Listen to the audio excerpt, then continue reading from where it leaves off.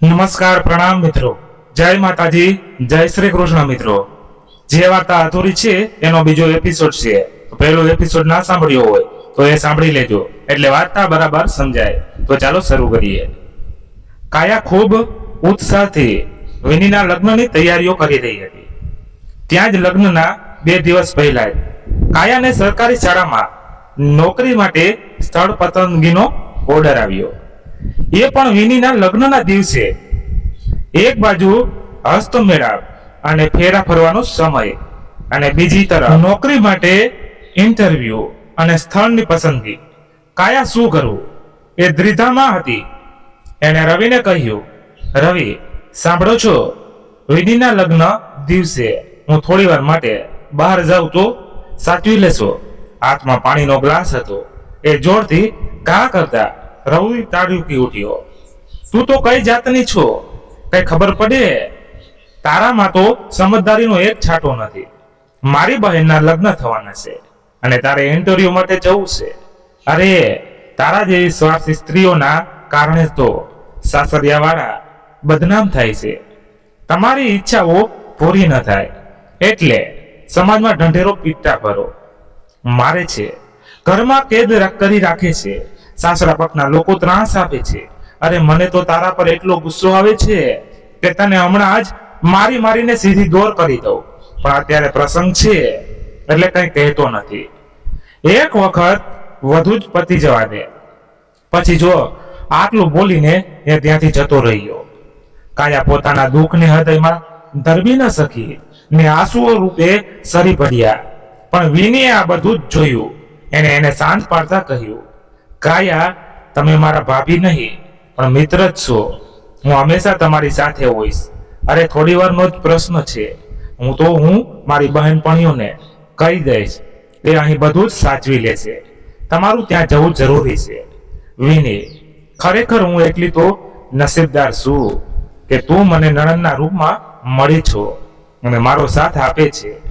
તું છો એટલે જ મને જીવવાની એક આશા છે. પણ તમે પણ હમણાં. આટલું બોલીને એ ફરી ધ્રુસકે રડી પડી છે. એને શાંત કરતા કરતા વિનયે કહ્યું, અરે કાયા, હું તારાથી દૂર જાઉં છું, પણ તને ભવિષ્યમાં ગમે ત્યારે જરૂર હશે હું હાજર જ હોઈશ. હું હંમેશા તારા માટે હાજર જ રહીશ. પ્રિય, હવે ખુશ થા. અને એટલે જ કહું છું કે પગભર હોઈશ તો તારી મુશ્કેલીઓનો સામનો કરી શકીશ. કોઈના ઓશિયાળા બનીને રહેવું નહીં પડે. માટે જ ગમે તે થાય, તું તારા સ્થળ પર પસંદગી કેમ્પમાં જરૂર હાજર રહેજે. કાયાને એની વાતોથી હિંમત આવી. વિનીને ફોન આવતા એ ત્યાંથી જતી રહી. કાયા વિચારોમાં સરી પડી. વિનીને જેમ એ પણ હંમેશા ખુશ રહેતી. કોલેજમાં પણ એ બધી બાબતોમાં આગળ હોય. પ્રતિભતાની સાથે સાથે એટલી જ સુંદર એટલે કોલેજમાં બધા છોકરાઓ એના દીવાના હતા. બધા એની સાથે વાત કરવા તલપાપડ રહેતા. પણ કાયા કોઈ ભાવ આપે નહીં. હા, એના છોકરાઓ પણ મિત્ર હતા, પણ એ મિત્ર જ આપણા સમાજમાં ઘણી વખત એક સ્ત્રી અને પુરુષ મિત્ર હોય તો એ સ્વીકારી શકતા નથી. ઘણા તો એવું પણ કહે છે કે સ્ત્રી અને પુરુષ કદી મિત્ર ન હોઈ શકે. પણ ઇતિહાસમાં પણ આવા ઉદાહરણો છે. જેમ કે શ્રી કૃષ્ણ અને દ્રૌપદી બંને સારા મિત્રો હતા. મિત્રની કોઈ પરિભાષા નથી હોતી. સ્ત્રી પુરુષની કોઈ ભેદરેખા નથી હોતી. બગાડ તો મનમાં હોય છે, બાકી ચારિત્રથી એ ખરાબ નથી હોતી. કાયા બધા સાથે હંમેશા પ્રેમ ભર્યો વર્તાવ કરતી. ગુસ્સો કરવાનું તો એ જાણતી પણ નહીં. એની સખીઓ પણ કહેતી, કાયા, ખરેખર તને મેળવનાર તો ધન્ય હશે, બહુ પુણ્ય કર્યા હશે. એને કે જે તારા જેવી ગુણવાન, ચારિત્ર્યવાન, અપસરા જેવી સુંદર છોકરીને પરણશે. અરે, તારા માટે તો ગમે એવો સારો છોકરો એક નજરમાં જ જોઈને હા પાડી દેશે.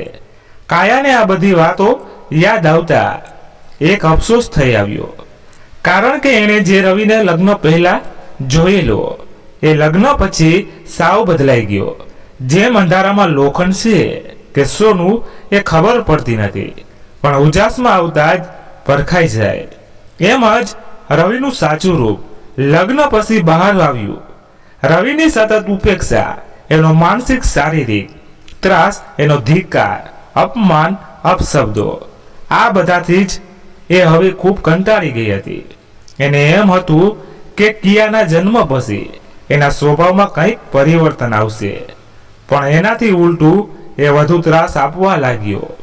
એક સ્ત્રી માટે પ્રેમની જરૂરિયાત કરતા એને સમજવાની, એને માન આપવાની જરૂર વધુ મહેસૂસ થતી હોય છે. એક સ્ત્રી હંમેશા એવા પુરુષને પસંદ કરે છે જે એને પ્રેમ અને લાગણીઓની હૂંફથી એને જીવંત રાખે. એના બધી જરૂરિયાતો પૂર્ણ ન કરે તો કંઈ નહીં, પણ એને કદી પોતાની અપૂર્ણતાનો અહેસાસ ન કરાવે. સમાજમાં પણ એનું માન સન્માન જાળવી એનું રક્ષણ કરે.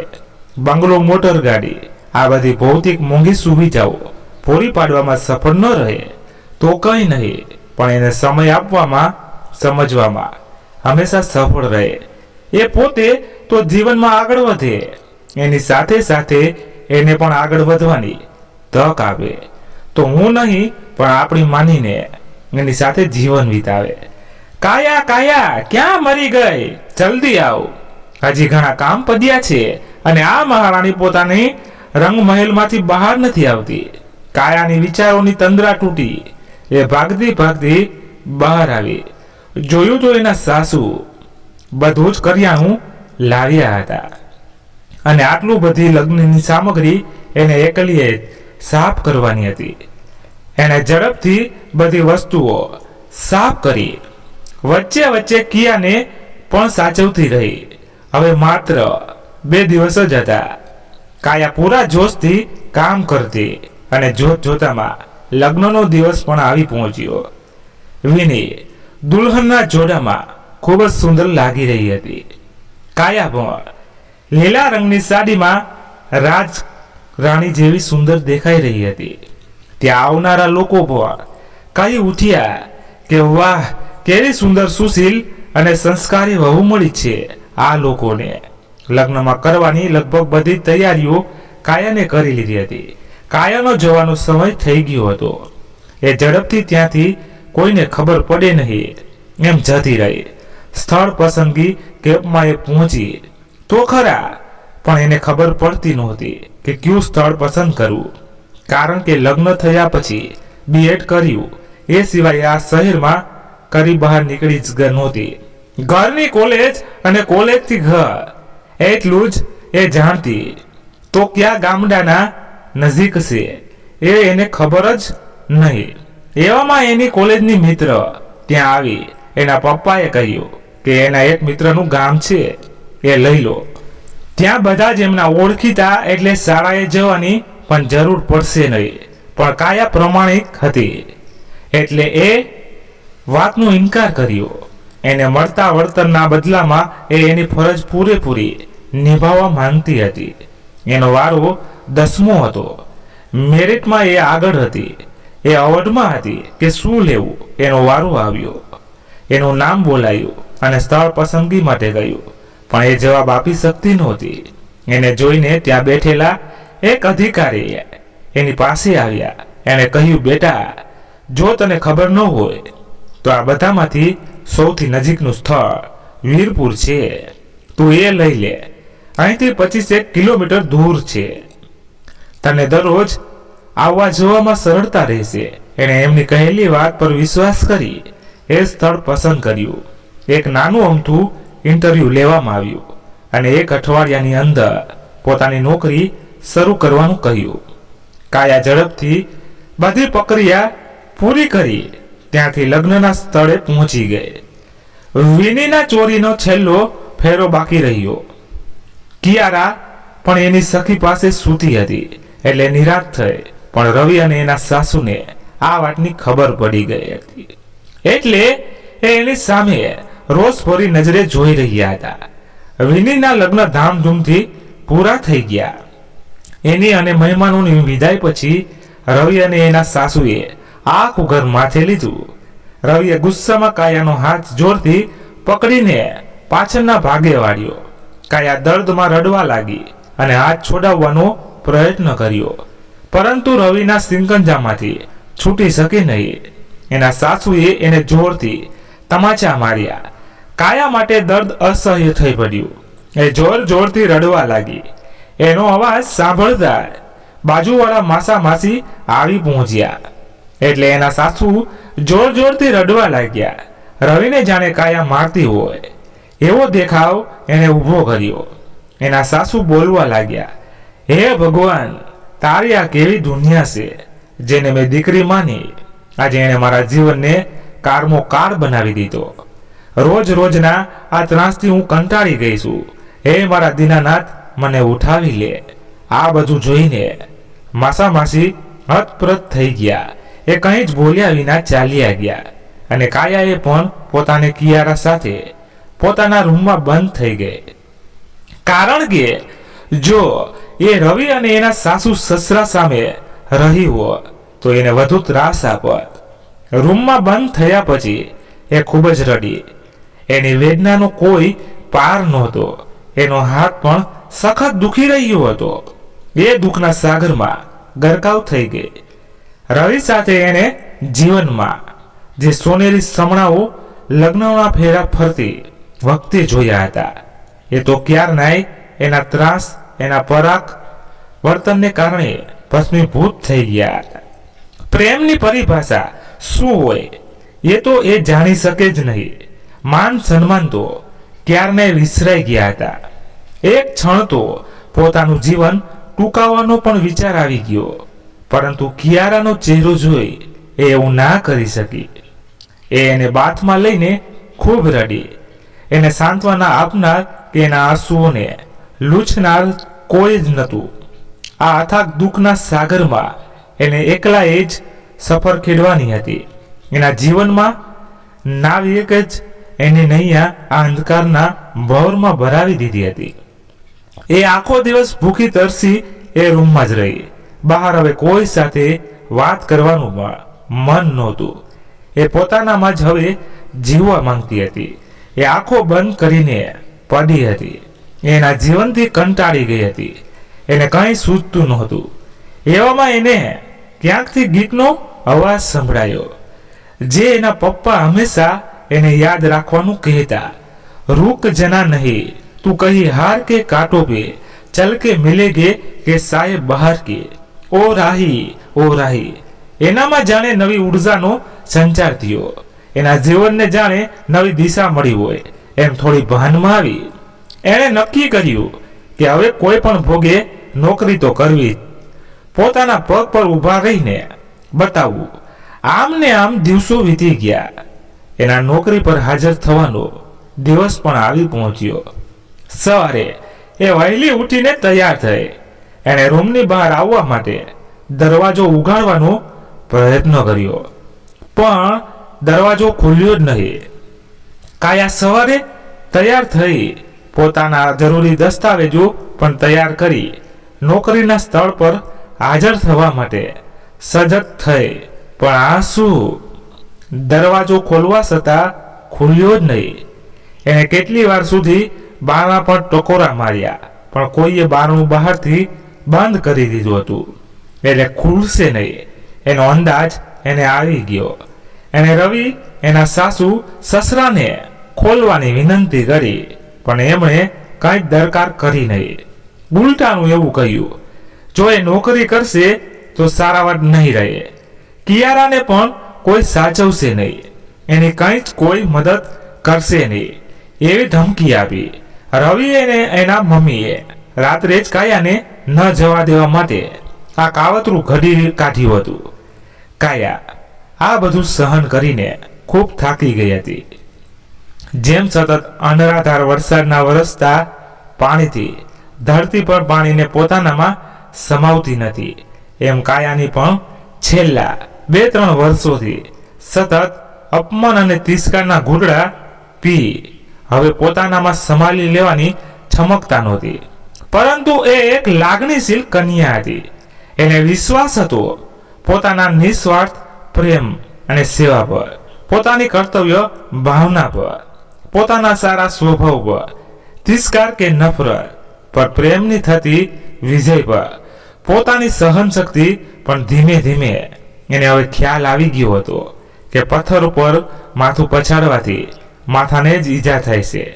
પથ્થર તો એવો જ રહે છે. એ કોઈ વર્ષોથી અતૃપ્ત માટી જેવા નહોતા કે જે લાગણીઓના પવિત્ર નીરમાં તરબોળ થઈને પલળી જાય. એ વિચારવા લાગી શું કરવું. એને એના પપ્પાનું એ ગીત ફરી યાદ આવ્યું. રૂક જાના નહીં તું કહી. અચાનક એના મનમાં એક વિચાર આવ્યો. એને કિયારાને પણ પોતાની સાથે લીધી. રૂમની બારી ઘણી મોટી હતી એટલે ત્યાંથી એ બાલ્કનીમાં આવી અને ત્યાંથી એ ધીમેથી ઘરના ફળિયામાં પહોંચીને બહાર નીકળી ગઈ. રવિ અને એના માતા પિતા તો હજી એ જ વહેમમાં હતા કે કાયાએ પોતાની હાર સ્વીકારી લીધી અને શાંતિથી બેસી ગયા. કાયા એમ કેમ પોતાના નોકરીના સ્થળે પહોંચી ગઈ. ત્યાં આજે એ પહેલી વાર ગામડાના વાતાવરણ, ગામ લોકો, ગામના છોકરા છોકરીઓને જોઈ રહી હતી. એને પ્રથમ વખત આ બધાનો અનુભવ થઈ રહ્યો હતો. ગ્રામ્ય જીવન શહેરી જીવન કરતા અલગ હોય છે. લોકોની રહેણી કરણી, બોલી, પહેરવેશ, સંસ્કૃતિ, રીત રિવાજો બધું જ અલગ. એ ગામના પાદરે કિયારાને લઈને રિક્ષામાંથી ઉતરી એટલે બધા જ એને જોવા ત્યાં પહોંચી આવ્યા. જાણે એમના ગામમાં કોઈ સેલિબ્રિટી આવી હોય. એને બધાનું આમ એને જોવું થોડું અસહજ લાગ્યું. એ જલ્દી ત્યાંથી પોતાની શાળા તરફ ચાલવા લાગી. શાળાના પટાંગણમાં પહોંચી ત્યારે વિસ્તૃતનો સમય હતો એટલે બધા જ બાળકો રમી રહ્યા હતા. બધા જ નવા શિક્ષકોને જોઈને એની તરફ આવી ચડ્યા અને એને રેરી લીધી. કિયારા આટલા બધાને જોઈને રડવા લાગી એટલે કાયા મહા મહેનતે ત્યાંથી ઓફિસ તરફ જતી રહી. ઓફિસમાં આચાર્યની સાથે સ્ટાફ પણ નાસ્તો કરતો હતો. કાયાને જોઈને બધા ખુશ થઈ ગયા. એમણે કાયાને બેસવાનું કહ્યું અને જરૂરી ઔપચારિકતા પૂરી કરી. સ્ટાફમાં એના સહિત ફૂલ 9 લોકો હતા. બધા જ એની જેમ અપડાઉન કરતા. બધાએ એને શાળા સ્ટાફ એક પરિવાર જ છે એવું આશ્વાસન આપ્યું અને કહ્યું કે બધાને જીવનમાં કોઈને કોઈ દુઃખ કે તકલીફ તો હોય જ છે. અહીં બધા એકબીજાના મિત્રો બનીને એકબીજાને મદદ કરતા હોય છે. એટલે કાયાને પણ કોઈ જાતની ચિંતા નહીં કરવાનું કહ્યું. આચાર્ય પણ એની ઉંમર જેવડા જ હતા એટલે એ પણ બધાને સમજી શકતા. કાયા શાળાનું વાતાવરણ જોઈને ખુશ થઈ ગઈ. લગ્ન પછી આટલી ખુશ એ કદાચ બીજી વખત હતી. પ્રથમ કિયારાના જન્મ વખતે અને બીજી વખત આજે. એને એક હળવાશથી અનુભવ થયો કે કદાચ અહીં કોઈ તો એવું છે કે જેની સાથે એ પોતે ખુશ રહી શકે. કિયારા ખૂબ રડતી હોવાથી પ્રથમ દિવસે આચાર્યએ બધાને જરૂરી દસ્તાવેજો અને પ્રક્રિયા પૂરી કરી કાયાને રજા આપી. કાયા બધા સાથે મળીને ત્યાંથી ઘર માટે પરત ફરી. પરંતુ એને આ શંકા હતી કે જો તે ઘર જશે તો ભૂખ્યા વારુની જેમ બધા એના પર ત્રાટકી જશે. એણે હવે અન્યાય સામે પ્રતિકાર કરવાનો નિર્ણય કરી લીધો. એણે ઘેર આવતા પહેલા એક સ્ત્રી કલ્યાણકારી સંસ્થાનો સંપર્ક કર્યો અને પોતાના જીવનની વ્યથા કહી સંભળાવી. એમના મેનેજર 2 સંસ્થાની કાર્યકર બહેનોને સાથે મોકલી. એ ઘેર આવી એટલે અંદાજ આવી જ ગયો હતો કે બધાને એના ઘરેથી જતા રહેવાની બાબતથી રોષે ભરાયેલા છે. અંદર આવતા જ એના સાસુએ બોલવાનું શરૂ કર્યું, પરંતુ સાથે 2 સ્ત્રીઓને જોઈને પોતાનો બોલવાનો લહેજો અને વર્તન પણ બદલી નાખ્યું. પરંતુ કાયાની સાથે આવેલા બંને બહેનોએ શાંત સ્વભાવે સરળતાથી કાયાને કોઈ પણ જાતની હેરાનગતિ નહીં કરવાની અને જો કરશે તો એના પરિણામ અંગે પણ ચેતવણી આપી. ત્યાંથી જતા રહ્યા. રવિએ એના મમ્મી પપ્પા આ બધું જોઈને આભા બની ગયા. એમને વિશ્વાસ નહોતો આવતો કે લાગણીશીલ કાયા આવું પગલું પણ ભરી શકે. કાયાએ પોતાની નોકરી શરૂ કરી દીધી. એ વહેલી સવારે ઉઠીને બધું કામ કરીને જતી. સવારે 6:30 વાગ્યે બસ આવે એમાં એ દરરોજ અપડાઉન કરતી. શાળાએ બધો સ્ટાફ સારો હતો. એમાંથી બે એના ખાસ મિત્રો બની ગયા હતા. એક શાળાના આચાર્ય ઉમંગ અને બીજી સોના. ઘણી વખત કાયા ઘરના કામકાજમાં સાસુ સસરાના મહિના ટોણા કે રવિની સતત ઉપેક્ષાથી હતાશ થઈ જતી. ત્યારે એ બંને એની આંખો દ્વારા જ એની ઉદાસી જાણી લેતા. કાયાને ઘરના વાતાવરણમાં જે લાગણીઓ કે હૂંફ ન મળતી એ એના આ બંને મિત્રો પૂરી કરતા. હવે એ ધીમે ધીમે ખુશ રહેવા લાગી. સુંદરતાની સાથે સાથે એ બુદ્ધિશાળી અને કર્તવ્યનિષ્ઠ પણ હતી. એટલે બધા બાળકોની પણ એ સૌથી પ્રિય બની ગઈ હતી. શાળાના દરેક કામકાજમાં એ આગળ પડતી હોય એટલે સ્ટાફના અમુક લોકોને એ ગમતી નહીં અને એની ખામીઓ શોધવામાં પડ્યા રહેતા. એટલું જ નહીં પણ એની મિત્ર સોના અને ઉમંગને પણ ભડકાવતા. પરંતુ બંને સમજદાર હોવાથી કોઈને ગણકારતા નહીં. શાળાને આગળ વધારવામાં કાયા ખૂબ મહેનત અને ઉત્સાહથી કામ કરતી. શાળાના છોકરા છોકરીઓને રમતગમત, ભરત ગૂંથણ, ચિત્ર વગેરે જેવી અનેક પ્રવૃત્તિઓ કરાવતી. એ એક દિવસ પણ ન આવે તો બાળકોને એના વિના ગમતું નહીં. બીજી બાજુ રવિ અને એના માતા પિતા કાયાને કઈ રીતે હેરાન કરવી એ વિચારવામાં જ સમય પસાર કરતા. કાયા શાળાએથી આવે એટલે એના માટે ઢગલાબંધ કામ બાકી રાખ્યા હોય. એની નાની નાની એવી પરી કિયારા પણ હવે એના સાસુ પોતાની પાસે જ સુવડાવતા, એમ કહીને કે કાયા ખૂબ થાકી જાય અને એનું સરખું ધ્યાન રાખી ન શકાય. ખરેખર એ કાયાને એને પુત્રીથી પણ અલગ કરી દેવાની ચાલ હતી. કાયા જો જીદ કરીને રાત્રે પોતાની પાસે સુવડાવે તો રવિ એને ઘણી વખત મારી પણ લે અને કિયારાને મારવાની ધમકી આપે. એટલે કાયા ના છૂટકે પોતાનાથી અલગ રાખતી અને ફરી એમના વિરુદ્ધ ફરિયાદ કરવાનું મન થઈ આવતું. પરંતુ પોતાના શાળાએ ગયા બાદ કિયારાને કંઈ હાનિ ન પહોંચાડે એટલે એ સહન કરી જતી. એક માં ખરેખર ભગવાનનું રૂપ હોય છે પોતાના સંતાનો માટે. એમના માટે ગમે એવી કપરી મુશ્કેલીઓ વેઠવી પડે તો હસ્તે મોઢે સહન કરી લે છે. પોતાના બાળકોની ખુશીઓ માટે એ પોતાની ખુશીઓ, સપનાઓ, ઈચ્છાઓ બધાનો ત્યાગ કરી દેશે. એના ભવિષ્ય માટે એ પોતાના વર્તમાનને પણ ભૂલી જાય છે. એના સોનેરી સમણાઓ માટે પોતાના જીવનમાં અમૂલ્ય વર્ષો એ કુરબાન કરી દેશે. કાયા માટે હવે સહન કરવું થોડું સરળ હતું. એ ઉદાસ હોય એટલે ઉમંગ તરત એના દુઃખને હસતી આંખોમાં પણ પકડી પાડે. ફ્રી સમયમાં બંને એકબીજાની વાતો વહેંચીને થોડી હળવાશ અનુભવતા. કાયાને હવે ઉમંગની મિત્રતા અને સોનાનો સાથ ગમવા લાગ્યો હતો. ઘરે પણ એ નવરાશમાં સમયમાં એમની સાથે વાતો કરીને ખુશ રહેતી. હવે એના દિવસો થોડા સારા પસાર થવા લાગ્યા. એમાં પણ એમની શાળામાં પ્રવાસ જવાનું નક્કી કરવામાં આવ્યું. એટલે કાયા ખૂબ ઉત્સાહિત હતી, કારણ કે ઘણા સમય પછી એ આવી રીતે બહાર વાતાવરણમાં જવાની હતી. કાયાને હવે એ દિવસનો ઇંતજાર હતો જે દિવસ એ પ્રવાસમાં જાય. પ્રવાસની બધી તૈયારીઓ ખૂબ ઉત્સાહથી કરતી. શાળામાં વિદ્યાર્થીઓને પ્રવાસ માટે પ્રોત્સાહિત કરવા, નામ લખવા, હિસાબ રાખવો બધું જ સંભાળી લેતી. જરૂરી વસ્તુઓ લેવા ઉમંગ અને એ સાથે જ જતા. ઉમંગને પણ હવે કાયા સાથે મજા આવતી.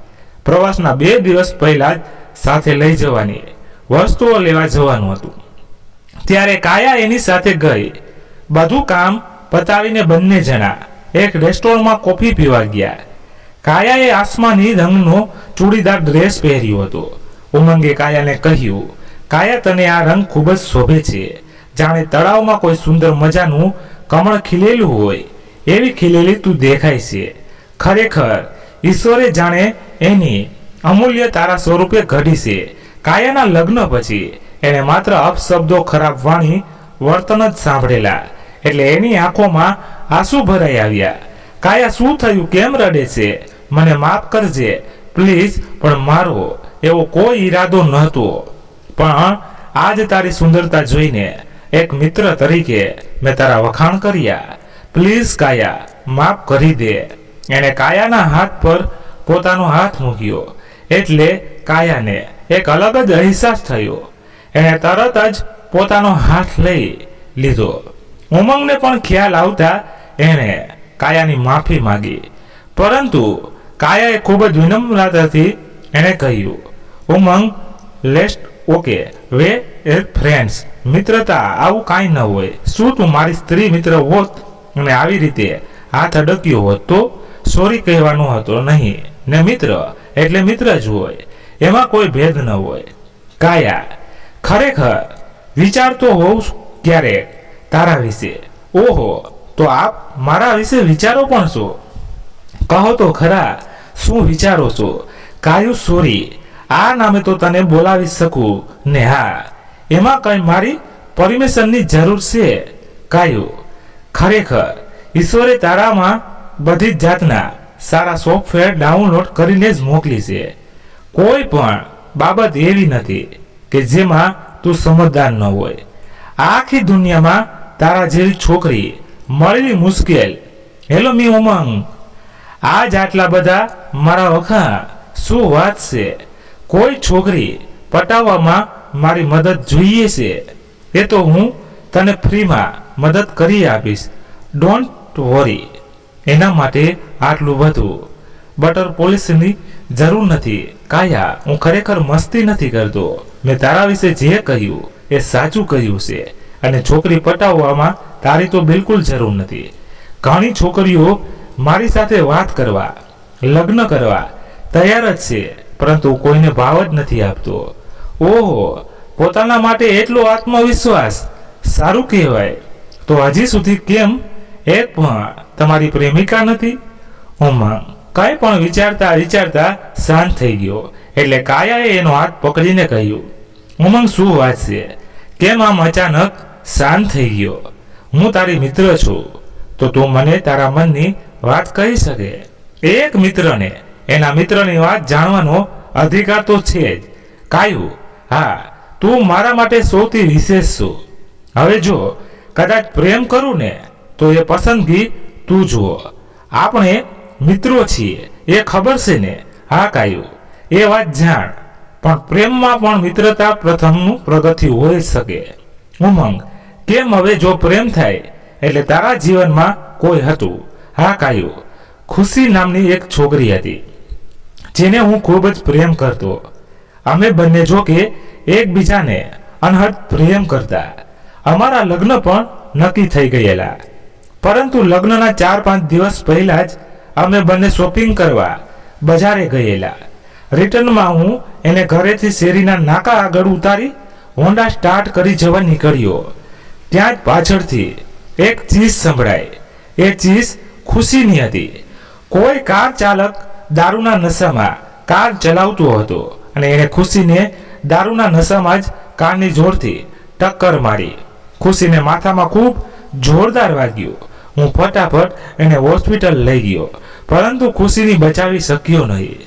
મારી ખુશી હંમેશાને મારા માટે મારા ચહેરાની હૃદયની ખુશી લઈને જતી રહી. Oh, very sad, my really so sorry. મને તારા જીવનની આ ઘટના વિશે ખ્યાલ નહોતો, નહીં તો કદી પણ તને પૂછત ન હોત.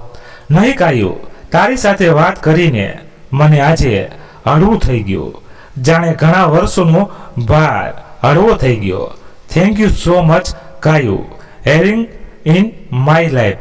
અરે બાય ધ વાય, એ તો કહે કે મેં તારા આટલા વખાણ, સોરી, તારા ગુણો વિશે કહ્યું તો કેમ આંખો ભરાઈ આવી. ઉમંગ, લગ્ન પછી હું એક દિવસ પણ હસી શકી નથી. સતત એમની ઉપેક્ષાઓ, તિરસ્કાર, અપમાનથી એટલી ઘવાઈ ગઈ છું કે હવે આ બધું સાંભળવાની, સહન કરવાની આદત પડી ગઈ. હું જાણું છું કે અન્યાયનો વિરોધ કરવો જોઈએ, પરંતુ કિયારા માટે અટકી જાઉં છું. ક્યાંક એને કંઈક નુકસાન ન પહોંચાડે એ વિચારી કંઈ કરતી નથી. યુ કહું ઉમંગ, એક સ્ત્રી સહન શક્તિની મૂર્તિ કહેવાય છે. પણ એ સહન કરીએ રાખે છે. માટે એક સ્ત્રી ત્યાગની દેવી ગણાય છે, કારણ કે એ જીવનભર બાળપણમાં ભાઈ બહેન, મમ્મી પપ્પા, લગ્ન પછી સાસુ સસરા, પતિ બાળકો માટે પોતાની ઈચ્છાઓ, સપનાઓ, ગમતી બાબતોનો ત્યાગ કરે છે. માટે જીવનભર એ ખોટા સંબંધોને નિભાવતી રહે છે, જેમાંથી એને હંમેશા દુઃખ જ પ્રાપ્ત થાય છે. એ પોતાની ઈચ્છાઓ પૂર્ણ કરી શકતી નથી કે નવા સંબંધો વિકસાવી શકતી નથી, કારણ ક્યારેય સમાજના નિયમો, રીત રિવાજો, ઘરના સભ્યો આ બધાનો વિચાર કરીને કે ભયથી આગળ વધતી નથી, અને આ બધામાં જ એનું જીવન અટવાયેલું રહે છે. પોતાના અસ્તિત્વનો નાશ કરીને એ પોતાના પ્રિય વ્યક્તિઓના અસ્તિત્વને નિખાર આપે છે. તમે જ્યારે મારા વિશે આટલી સરસ વાત કરી ત્યારે મને એ અહેસાસ થયો કે મારામાં પણ કોઈ સારા તત્વો પડ્યા છે, જેને કોઈ તો સમજે છે. હા કાયું, તું ખરેખર ગુણોનો ભંડાર છે. સહનશીલતા, નિખાલસતા, નિર્દોષતા, બીજાને નિસ્વાર્થ મદદ કરવાની ભાવના, લાગણીશીલ પવિત્રતા, સાદગી, સુંદરતા, આવા કેટલાય ગુણો તારામાં રહેલા છે. એટલે તો તું ઘણી વખત ઈર્ષાને પાત્ર બની જાય છે. હું જાણું છું અત્યારે તારી સ્થિતિ એ મુર્ગ સમાન છે, જેને વર્ષો સુધી એક નાના પાંજરામાં પૂરી રાખવામાં અને વર્ષો પછી જો એ હટાવી દેવામાં આવે તો પણ એ ત્યાંથી ભાગી જતું નથી, કારણ કે એ પોતાના મનમાં એવી ધારણા બાંધી લેશે કે આનાથી આગળ હવે મારે જવાનું નથી. એમ પણ તે પણ હવે સ્વીકારી લીધું છે કે તારે હવે આવી પરિસ્થિતિમાં જીવવાનું છે. કાયું, એક વખત આ ભ્રમની દિવાલમાંથી બહાર તો આવી જો, તારું જીવન અનેક રંગોથી ભરાઈ જશે. જીવનની સાર્થકતા તને સમજાઈ જશે. તારું પણ પોતાનું અસ્તિત્વ છે એ તું જાણી શકીશ. વાતોમાં ઘણો સમય વીતી ગયો. કાયા ઝડપથી ઊભી થઈ ગઈ. એણે ઉમંગને કહ્યું, ઉમંગ, હવે હું જઈશ નહીં તો કાલ શાળાએ પણ આવવા નહીં મળે. એ ઝડપથી ત્યાંથી જતી રહી. ઘેર આવી એટલે રવિ અને એના સાસુના શબ્દોના પ્રહારો ચાલુ જ થઈ ગયા. કાયા પણ હવે એ સાંભળી રહી નહોતી. એને ઉમંગની કહેલી વાતો યાદ આવતી હતી. જાણે કોઈ યોગી તપસ્વીને જેમ બહારથી પરિસ્થિતિની અસર ન કરે એમ આજે પણ એને કંઈ થઈ રહ્યું નહોતું. એના ચહેરા પર ખુશી હતી. એટલે એના સાસુ અને રવિ વધુ ઉગ્ર બન્યા. રવિએ કાયાને મારવા માટે હાથ ઉગામ્યો, પણ એને પહેલી વખત એવો હાથ રોકી લીધો અને જોરથી રાડ પાડી, રવિ, હવે બસ કોઈ પણ ઈજા મને પહોંચાડીશ નહીં, તો હું તમારા વિરુદ્ધ ફરિયાદ કરતા અચકાઈશ નહીં. તો કૃપા કરીને હવે વધુ હિંસા ન કરો, નહીં તો મને હવે તમારા વિરુદ્ધ પગલું ભરતા જરા પણ વાર નહીં લાગે. આટલું બોલીને એ કિયારાને લઈને રૂમમાં જતી રહી. એ બધા એના સ્વરૂપને જોઈને હતપ્રત થઈ ગયા. એમણે હવે કંઈક મોટું કાવતરું કરવાનું વિચાર્યું. બીજા દિવસે કાયા શાળાએ ગઈ. આજે તે ખૂબ જ ખુશ હતી. એટલે ઉમંગે પૂછ્યું, કાયું, શું વાત છે? આજે તું ખરેખર ખીલેલી લાગે છે. આજે આ પાનખરમાં ક્યાંથી ઉમંગ? કોણ જાણે કાલ તારી વાતથી હું એટલી પ્રોત્સાહિત થઈ કે મેં એમનો વિરોધ કર્યો અને આખી રાત વિચારતી રહી કે ખરેખર એક સ્ત્રી ધારે એ કરી શકે છે. બસ તારા જેવા જો મિત્રો હોય ને તો પાનખર પણ વસંત બની જાય. એટલામાં બધો સ્ટાફ આવી ગયો. આવતીકાલે પ્રવાસમાં લઈ જવાની બધી વસ્તુઓ, બધી બાબતોની ચર્ચા થઈ. ત્યાં એક વખત બધાને ભેળ બનાવીને ખવડાવવાની હતી. એટલે બધાએ કઈ વસ્તુઓ લઈ આવી એ નક્કી કરી લીધું. ઉમંગને કાયાની ઘરની પરિસ્થિતિની ખબર હોવાથી માત્ર ચણા બાફીને લઈ આવવાનું કહ્યું. કાયાએ સાંજે ચણા પલાળી દીધા. સવારે વહેલું 4 વાગ્યે જવાનું હોવાથી વહેલી સૂઈ ગઈ. સવારે ખૂબ વહેલી ઉઠી રસોડામાં પલાળેલા ચણા બાફવા માટે ગઈ. પણ આ શું જોયું તો 3 કુકર ગાયબ. એને બધા જ ખાનાઓ બધી જ જગ્યા ફેંદી નાખી. પણ ક્યાંય મળ્યા નહીં. શોધવામાં જ એનો ઘણો સમય જતો રહ્યો. જો નહીં મળે તો એને આપેલું કામ બાકી રહી જશે. એ બધાને શું જવાબ આપશે એ વિચારીને જ રડમસ જેવી થઈ ગઈ. એણે સાસુનો દરવાજો ખટખટાવ્યો, પણ એ જાણી જોઈને ઉઠ્યા નહીં. રવિને તો કંઈ પૂછવાનો અર્થ જ નહોતો. એને શું કરવું એ મૂંઝવણમાં મુકાઈ ગઈ. એને કંઈ સૂઝ્યું નહીં એટલે તરત ઉમંગને ફોન કર્યો. હેલો ઉમંગ, કાયું શું થયું? આટલી વહેલી સવારમાં ફોન? હજી તો વાર છે શાળાએ પહોંચવાની. કઈ તકલીફ? રડતા રડતા કાયાએ બધી બાબત જણાવી. ઉમંગ એને કંઈ ન કરવાનું કહ્યું અને એ સઘળું સંભાળી લેશે એવું આશ્વાસન આપ્યું. પણ કાયાએ એને થોડું મોડું થઈ જાય તો સાચવી લેવાનું કહ્યું. કાયા વિચારમાં પડી. હવે શું કરવું? એ ફરી સાસુના ઓરડા તરફ ગઈ. એણે ફરી સાસુને ઉઠાડવાના પ્રયત્નો કર્યા. એને ખબર હતી કે સાસુ જાણી જોઈને જવાબ આપતા નથી, એટલે એણે મોટા અવાજે કહ્યું, માં હું જાણું છું તમે જાગો છો. જો તમે 2 મિનિટમાં દરવાજો ન ઉઘાડ્યો તો હું અત્યારમાં રાડા રાડ કરી મૂકીશ અને આજુબાજુના બધા લોકોને તમારી હકીકત જણાવીશ. કાયાના વજનદાર શબ્દો અને અવાજથી એને તરત બારણું ઉઘાડ્યું. કાયાએ કંઈ પણ કહ્યા વિના એના રૂમમાં તપાસ કરી તો 3 કુકર ત્યાં જ કબાટમાં સંતાડેલા હતા. એના સાસુ કંઈ જ બોલી શક્યા નહીં. શાળાએ પહોંચવામાં હવે થોડો સમય બાકી હતો. જલ્દીથી એણે 3 ગેસના બંડર પણ ચણા બાફવા મૂક્યા. કાયા ચણા બાફવા મૂકી ફટાફટ તૈયાર થવા રૂમમાં જતી રહી. એના સાસુએ જે ડબ્બામાં કાયા ચણા લઈ જવાની હતી એ એવા સ્થાને સંતાડ્યા કે એને મળે જ નહીં. કાયા ઝડપથી તૈયાર થઈને રસોડામાં આવી. ત્યાં સુધી ચણા પણ બફાઈ ગયા હતા. એ ડબ્બા મૂકીને ગઈ હતી. એ શોધવા લાગી. એટલામાં ઉમંગનો પણ ફોન આવ્યો. હેલો કાયું, તૈયાર થઈ ગઈ? અહીં બધી જ વ્યવસ્થા થઈ ગયેલી છે. બાળકો અને બાકીનો સ્ટાફ પણ સમયસર આવી ગયા છે. તને જો મોડું થવાનું હોય તો હું કોઈ કારણ આપીને રોકી રાખીશ. ઉમંગ, ખરેખર તારા જેવો મિત્ર મેળવીને હું ધન્ય છું. હું તૈયાર છું, પણ શાળાએ પહોંચીશ તો મોડું થશે. એના કરતાં ત્યાંથી આવવાનું થાય ત્યારે મને અહીંથી લેતા જજો. હું રસ્તા પર સામાન લઈને ઊભી રહીશ. ઓકે કાયું, તો હું બધાને કહીશ કે કિયારા રડતી હોવાથી મોડું થયું એટલે તું શાળાએ ન આવી શકી. ઓકે, તું એમ જ કહી દેજે. કાયાએ હવે પોતાના મમ્મીએ એના જન્મદિવસ પર જે વસ્તુઓ ભેટ આપેલી એમાં ડબ્બા પણ હતા. એણે ઝડપથી એ સ્ટોર રૂમમાં લાવી ભરી દીધા. હવે એણે એકલીએ જ બધી વસ્તુઓ બહાર રસ્તા સુધી પહોંચાડી, કારણ કે રવિ માટે તો એનું અસ્તિત્વ જ કંઈ નહોતું. તો એની તકલીફ કે ધ્યાન રાખવાની બાબત તો ક્યાંથી ખબર પડે? એ રસ્તા પર પહોંચી એટલા સમયમાં બસ પણ ત્યાં આવી પહોંચી. કાયા ઉમંગને કારણે સમયસર પહોંચી શકી.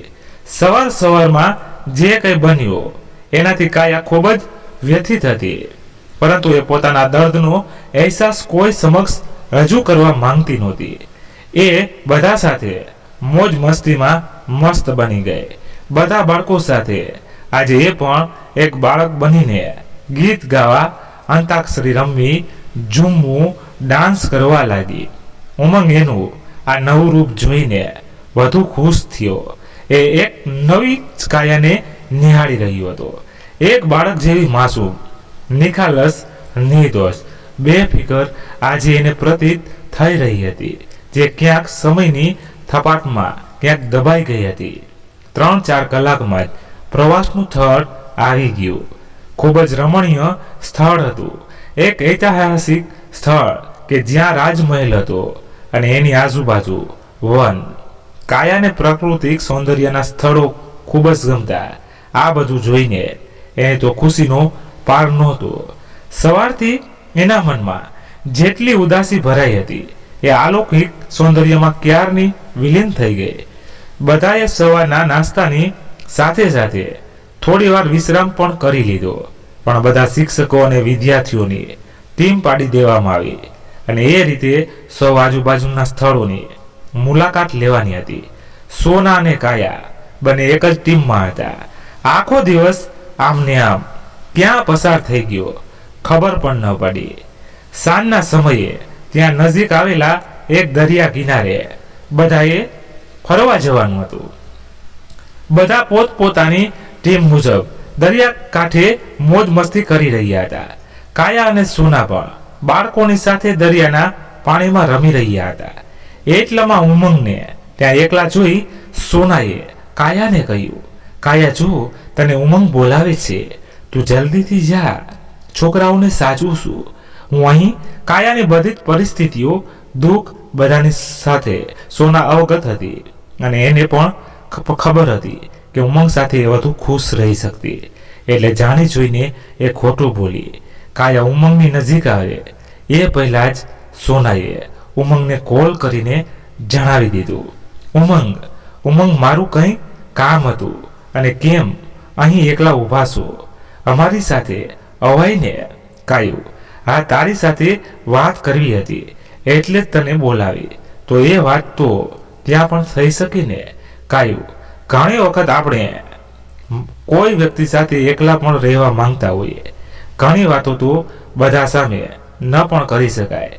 હા ઉમંગ, એ વાત સાચી હતી.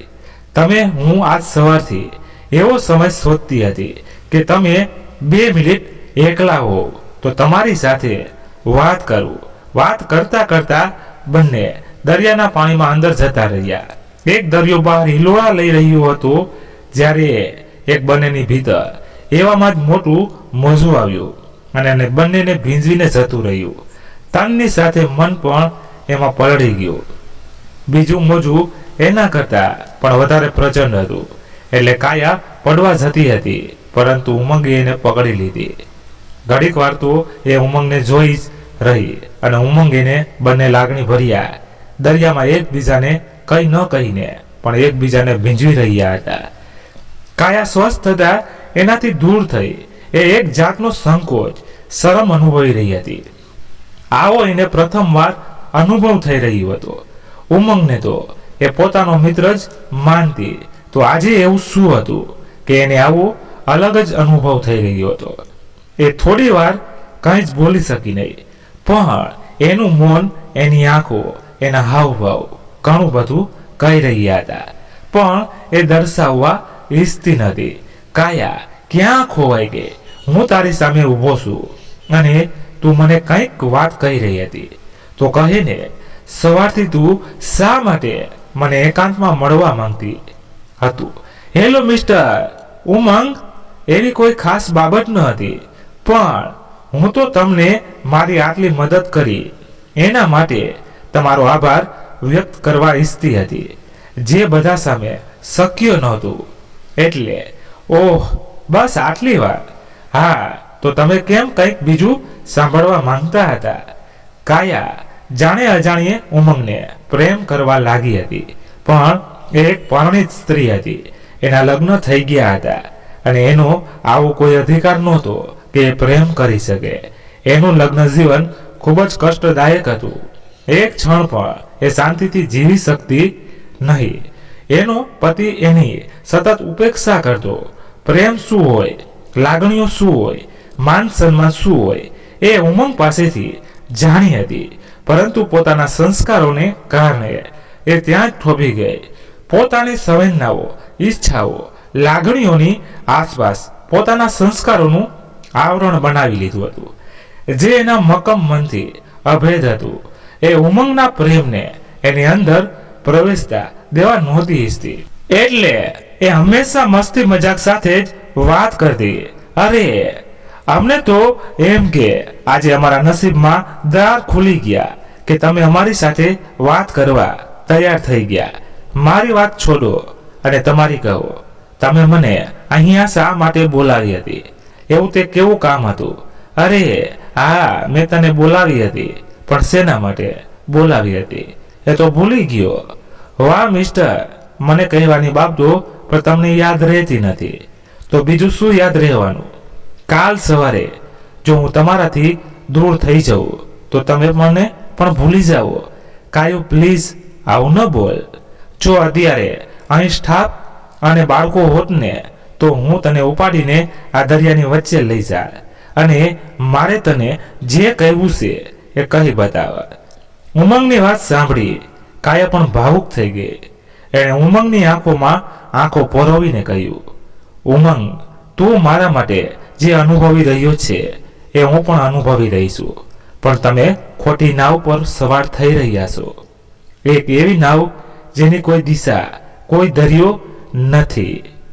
જે નાવ પહેલેથી જ તૂટી ગયેલી હોય એમાં સવાર થવું મોતને ભેટવા જેવું છે. ઉમંગ, તમે ખૂબ જ સારા છો. તમને કોઈ પણ સુંદર સુશીલ કન્યા મળી જશે. હું સમાજના જડ રીતે રિવાજોમાં ઝંકડાયેલી છું. મને પ્રેમ કરવાનો કે કોઈને ચાહવાનો અધિકાર નથી. પ્લીઝ તમે મારા માટે તમારું જીવન ના વેઠવો. કાયું યાદ છે મેં કહેલું કે ખુશીના ગયા પછી જો હું કોઈને પ્રેમ કરું તો એ તું જ હોય, બીજું કોઈ જ નહીં. કારણ કે પ્રેમ જેની સાથે થાય એના વિના એક ક્ષણ પણ જીવી અઘરી છે. થઈ પડે. હું તારી પરિસ્થિતિ સમજુ છું અને જરૂરી નથી કે સાથે રહીને જ પ્રેમ કરવો. અલગ રહીને પણ એકબીજા માટે જીવી શકાય છે. એકબીજાની સંભાળ રાખવી એ પણ પ્રેમ છે. શરીર સાથે હોય કે ન હોય પણ આત્માથી હંમેશા સાથે હોઈએ એ મહત્વનું છે. બસ હું તારી સાથે રહીને તને પ્રેમ કરવા ઈચ્છું છું. તને એક નજર નિહાળી લઉં. આખા દિવસમાં થોડી વાર વાત કરી લઈએ, થોડો સમય પસાર કરી લઈએ તો એમાં પણ પ્રેમની સંપૂર્ણતાનો આનંદ છે જે શરીરથી ક્યાંય પડે છે. કાયા કાંઈ બોલે એ પહેલા જ ત્યાં એક સ્ટાફના બહેન ત્યાં આવી પહોંચ્યા. ઉમંગ સર, હવે આપણે અહીંથી ક્યારે નીકળીશું? કારણ કે હજી આપણે બધાને ભેળ બનાવીને ખવડાવવાની પણ છે. તો જલ્દી જઈએ તો સારું. હા હા, બરાબર છે બેન. બધાને બસમાં ચડવાની સૂચના આપી દો. ઉમંગ, હું અત્યારે તમને કંઈ કહી નહીં શકું પણ મને થોડો સમય આપો.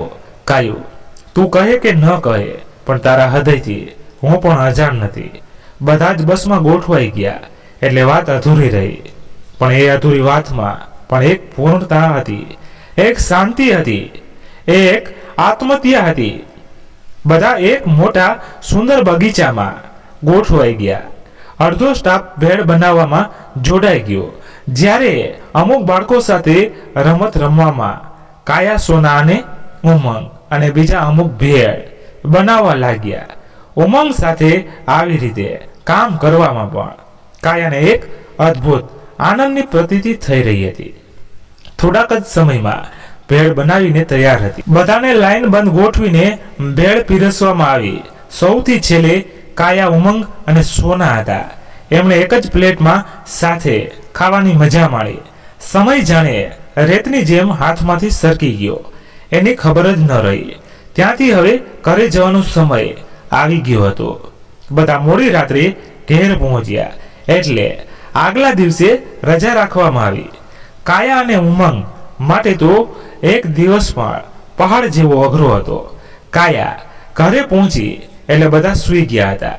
કાયા પણ આખા દિવસની યાદગાર ક્ષણોને યાદ કરતા કરતા નિંદ્રાધીન થઈ ગઈ. કાયાના જીવનનો એક અલગ વળાંક હવે આવવાનો હતો. શું ઉમંગથી અલગ થઈ જશે કે ફરી કોઈ નવી રમત એના માટે રમાઈ રહી હતી? તો મિત્રો, એ આપણે સાંભળીશું આગળના એપિસોડમાં. તો એ આખરી એપિસોડ હશે. તો તમને વાર્તા કેવી લાગી એ કોમેન્ટ કરીને જણાવજો. અને પસંદ આવી હોય તો લાઈક કરી તમારા મિત્રો સાથે શેર કરજો. ફરી મળીએ ત્યાં સુધી તમારા પરિવાર સાથે મસ્ત રહો અને તંદુરસ્ત રહો. જય માતાજી, જય દ્વારકાધીશ. હર હર મહાદેવ, મહાદેવ, મહાદેવ. જય શ્રી રામ, જય બજરંગ બલી.